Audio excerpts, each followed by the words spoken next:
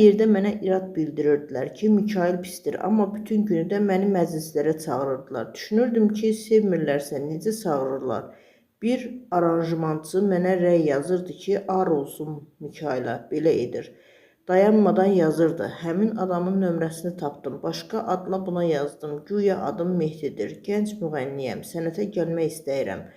Hansı janrdan danışırdısa ondan danışırdım. Bu Mehdiyə vuruldu və evinə dəvət etdi. Dedi ki, nə qədər istedadlısan.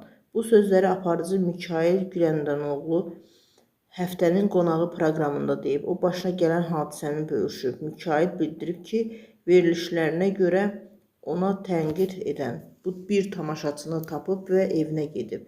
Deyir, çıx Nanə Ağamaliyevanın verilişinə. Qayıtdım ki, Mikailin verilişinə çıxım.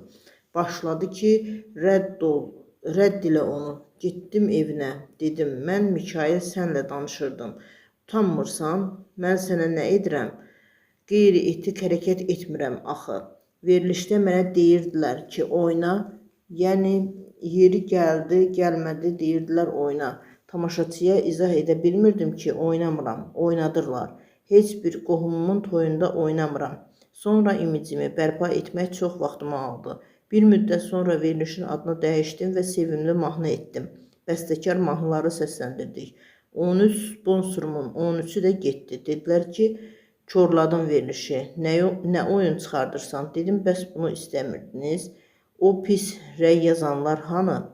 Ondan sonra veriliş bağlandı. 1 il 8 ay işsiz qaldım. Süründüm. Layihə rəhbərləri adımdan hara gedirdi deyirdilər yox.